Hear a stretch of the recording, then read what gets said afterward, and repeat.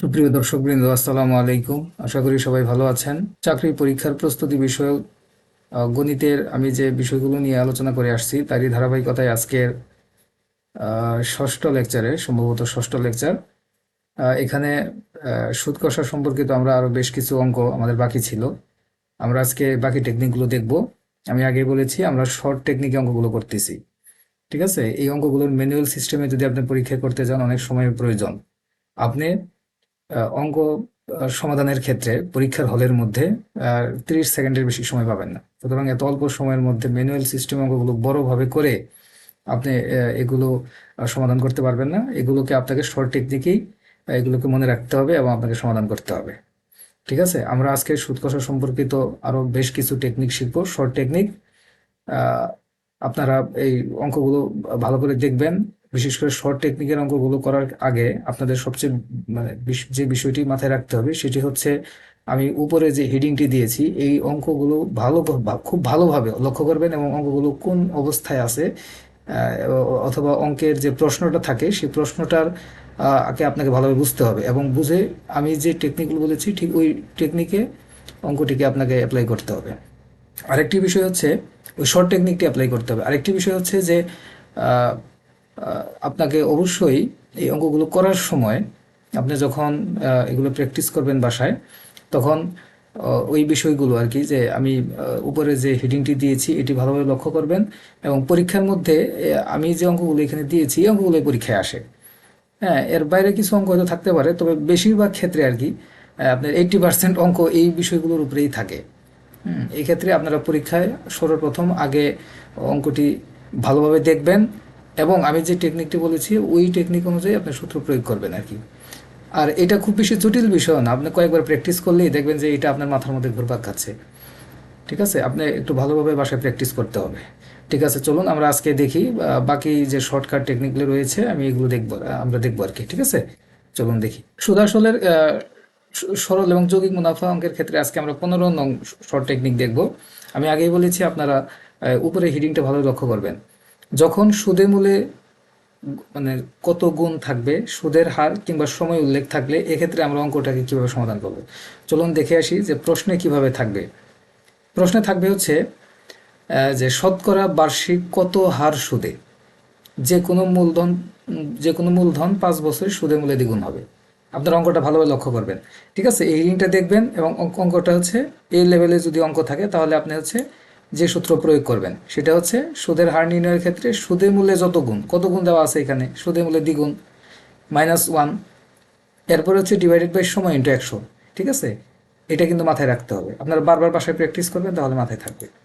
ঠিক আছে, তাহলে হচ্ছে সুদে মূলে যত গুণ, তো 2 × 1, সময় হচ্ছে 5 বছরের ক্ষেত্রে, এক্ষেত্রে আমরা ক্যালকুলেশন করলে যে করে যে 20%, তার শতকরা সুদের হার।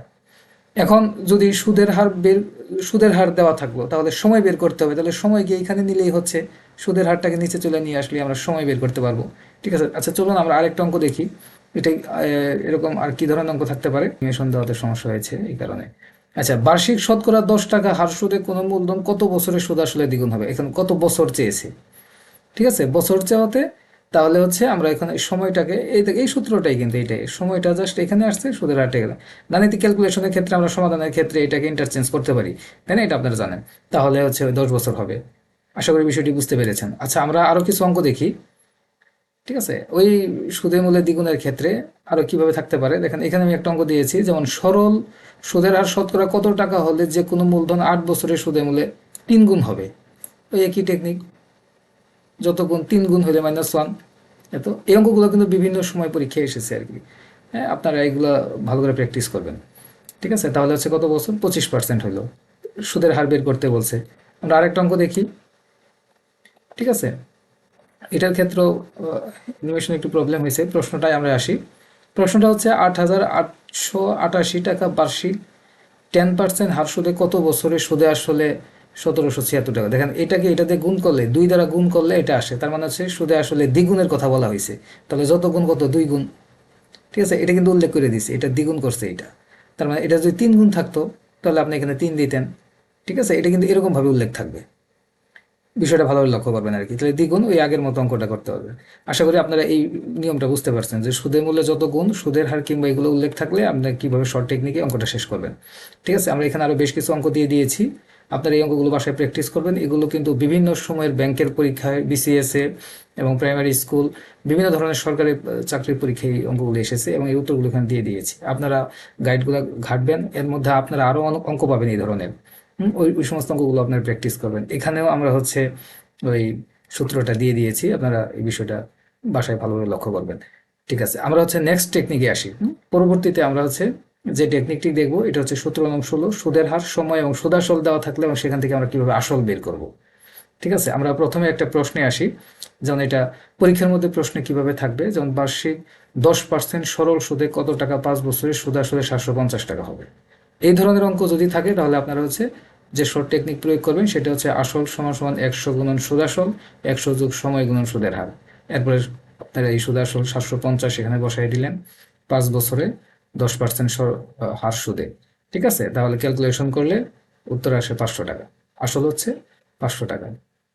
আচ্ছা, আমরা আরেকটা অঙ্ক দেখি, এটা কেমন হতে পারে। শতকরা 5 টাকা হার সুদে 20 বছরে সুদে আসলে 50,000 টাকা হলে মূলধন কত। এই যে দেখছেন, জাস্ট অঙ্কের মানে জাস্ট এটা একটু ঘুরে আসছে, এটা এই অঙ্কের মধ্যে কোনো পার্থক্য নেই, সংখ্যাগুলো জাস্ট একটু চেঞ্জ আর কথাটাকে একটু চেঞ্জ করে দিয়েছে। এটা আপনাকে বুঝতে হবে পরীক্ষার মধ্যে। ঠিক আছে, তার শর্ট টেকনিকই ওই একই টেকনিকে আপনারা এটা করবেন। ঠিক আছে, আমরা ক্যালকুলেশন করলে এটা আসে এবং 25,000 টাকা। আশা করি আপনারা ক্যালকুলেশনটা বুঝতে পারছেন। ঠিক আছে, এটা হচ্ছে একটা নিয়ম। আচ্ছা, আমরা আরেকটা যদি এখানে আমরা বেশ কিছু অঙ্ক দিয়ে দিয়েছি, ওই রিলেটেড অঙ্কগুলো দিয়ে দিয়েছি যেটা বিভিন্ন পরীক্ষায় এসেছে, আপনারা এগুলো বাসায় প্র্যাকটিস করবেন। সাথে সাথে এই ধরনের অঙ্ক দিয়ে নিজে নিজে অঙ্ক তৈরি করে এগুলো সমাধান করবেন, সূত্রটা খুব ভালোভাবে রপ্ত করবেন বাসায়। আচ্ছা, আমরা আরেক ধরনের টেকনিক দেখি। ঠিক আছে, যেমন সূত্র নং 17 রয়েছে, অর্থাৎ যখন দুইটি সুদের হার থাকে এবং সুদের হারও আয় কমে যায়, এক্ষেত্রে আসলে আমরা কিভাবে বের করব। চলুন দেখি পরীক্ষায় কিভাবে প্রশ্নটা থাকবে। সেটা হচ্ছে সুদের হার 6% থেকে কমে 4% হয়, এক ব্যক্তি বাৎসরিক আয় 20 টাকা কমে গেল, তাহলে তার আসলের পরিমাণ কত। এই ধরনের অঙ্ক যদি থাকে তাহলে আপনি এটা কিভাবে সমাধান করবেন। এর শর্ট টেকনিক হচ্ছে, যেমন আসল সমান হ্রাসকৃত হয় প্রথম সুদের হার মাইনাস দ্বিতীয় সুদের হার ইন্টু সময় ইন্টু 100। ঠিক আছে, এভাবে আপনারা ওই মানগুলো বসাই দিবেন, আমি এখানে দিয়ে দিয়েছি, আপনারা দেখতেছেন উত্তর হচ্ছে 100। ঠিক আছে, আমরা আরেকটা অঙ্ক দেখি কিভাবে আসতে পারে। যেমন সুদের হার 7% থেকে কমে 5% হলো, এক ব্যক্তির 5 বছরে 70 টাকা কমে গেল, তার মূলধন কত ছিল। দেখছেন এইটা এটার মধ্যে এই মূলধন আসল এইভাবে অঙ্কটাকে একটু চেঞ্জ করে আসবে। ঠিক আছে, সংখ্যাগুলোকে শর্ট টেকনিক কি হবে, আসল সমান সমান হ্রাসকৃত হয় প্রথম সুদের হার থেকে দ্বিতীয় সুদের সময় ইন্টু 100। ঠিক আছে, এটাকে ক্যালকুলেশন করলে আমরা হচ্ছে 700 টাকা পাবো।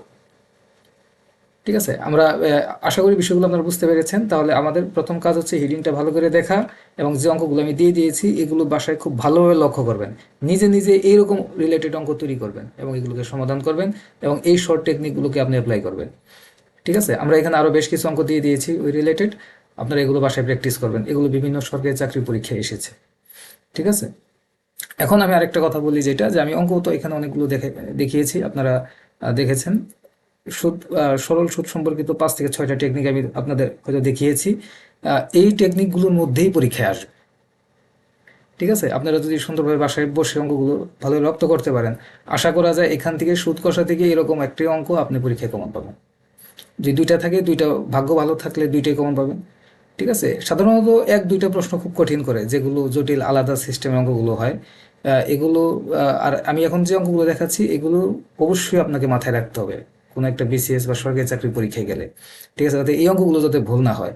এরপরেও তো ব্যতিক্রম কিছু অঙ্ক থাকবে, আপনি তো আর 100% অঙ্ক পরীক্ষাতে কারেকশন করতে পারবেন না। আপনি যদি 80% কারেকশন করতে পারেন আপনি সরকারি চাকরিতে টিকবেন, 70%ও যদি কারেকশন করতে পারেন চাকরিতে টিকবেন। যাই হোক, আজকে এই পর্যন্তই। আজকের লেকচারটি একটু বেশি বড় হয়ে গেছে। সরল সুদ কষা সম্পর্কিত যে অঙ্কগুলো আপনাদের দেখিয়েছি এগুলো বাসায় করবেন। আরেকটি বিষয় বলে নেই যে আসলে সুদের অঙ্ক মানে সুদ কষা এগুলো অঙ্কগুলো এখন কিন্তু অনেক বই থেকে উঠিয়ে দিচ্ছে আর কি, যে আসলে সুদের বিষয়টা আমাদের ধর্মীয় মেন্টালিটির সাথে এটা সাংঘর্ষিক। আপনারা জায়গা যেহেতু আপনারা সরকারি চাকরি করতে হবে, আপনাদের উপায় নাই, পড়তে হবে, করবেন।